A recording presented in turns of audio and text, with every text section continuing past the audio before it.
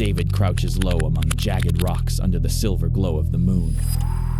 The wind whistles through the canyon, carrying distant hooves and shouts. His heart pounds. Every shadow could hide Saul's men. Hands trembling, he grips his sling. Alone, exposed. Fear coils tight in his chest, but a spark of courage fights back. Will he survive the night, or will the hunter become the hunted, and God's plan fail before it even begins? The fields were quiet. Wind brushed through the grass, stirring the wool of the sheep. David sat on a small rock, watching the hills roll into the distance. He was the youngest. Too small for battle. Too young to be seen as anything more than a shepherd. His brothers had gone to war. He remained behind, carrying nothing but a staff and his harp. Some nights, the stars felt distant. He would whisper questions into the wind. Does God see me? Am I forgotten? When he played his harp, the world seemed to pause. The fear in his chest quieted. The sheep listened. The wind listened. He felt something greater, something unseen, listening too. Then, one morning, a voice called from the house. David, come quickly! The prophet Samuel is here! He ran, dust kicking up behind his feet. Inside, his brothers stood tall, proud, ready to be chosen. One by one, Samuel shook his head. Finally, he asked, Are these all your sons? There's one more, Jesse replied quietly. The youngest. He's tending the sheep. David entered the room.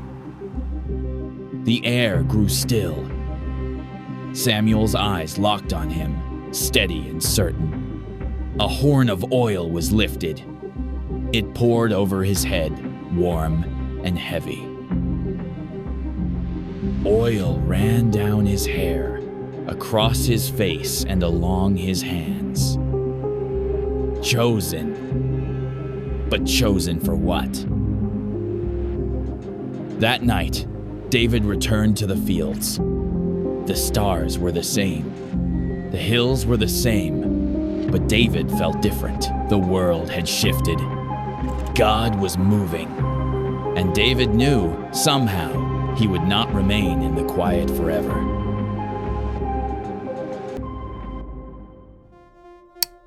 Far away, King Saul's spirit grew heavy. Peace had left his heart. Darkness whispered where God once spoke. His servants pleaded, Find someone who can play music, may quiet the storm within him. Word spread of a shepherd from Bethlehem, a boy whose harp carried the breath of heaven. David was sent for. He entered the palace, incense thick, silence tense. He bowed before the king and began to play. Notes rose like dawn after a long night. And Saul's mind, for a while, grew still. The king watched him often. The calm he felt both soothed and unsettled him. There was something in David's eyes, humble, fearless, full of light. It drew Saul close, yet kept him uneasy. From that day, David remained in Saul's court. He played when shadows pressed close. And each time, the darkness fled. But not all storms pass forever. Some only sleep beneath the surface, waiting for the right moment to rise again. Still, when he could, David returned to the hills, to the sheep, to the wind, to God. The same voice that once called his name still whispered in the quiet, preparing him for what lay ahead. Then one morning, Jesse called to him, "Take this food to your brothers. They are with the army." David packed the bread, the cheese, and his harp. The hills behind him were calm, but the valley ahead trembled. And somewhere between them, Saul's eyes would one day turn against him.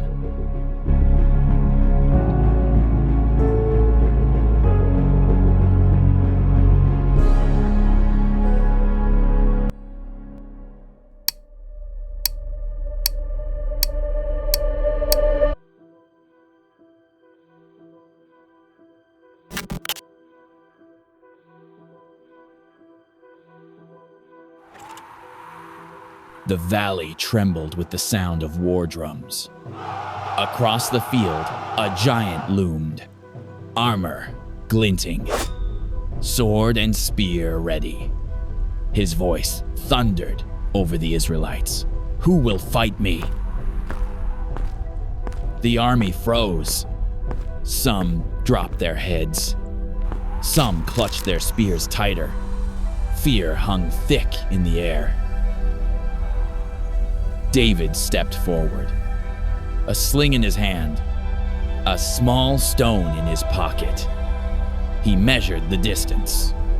The giant's eyes seemed endless. He could feel doubt in his own heart. He could feel the fear of the men behind him.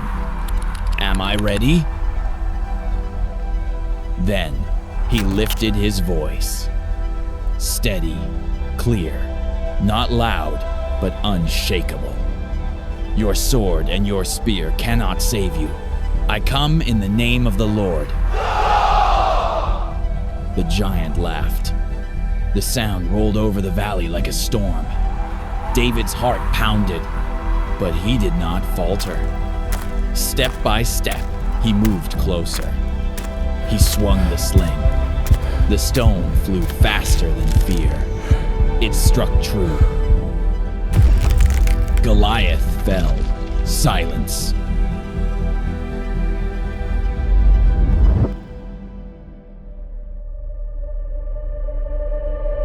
Then the Israelites erupted in cheers. David's chest heaved with relief, with triumph. And beneath it all, a quiet understanding. The cheers faded across the valley. Dust still hung where the giant had fallen. David stood, breath steady, sling at his side. Victory filled the air, but not every heart rejoiced. From his tent, Saul watched. Applause on his lips. Unease in his eyes. That night, songs rose for David. And in Saul's heart, a shadow stirred. The giant was gone, but another was just beginning to wake.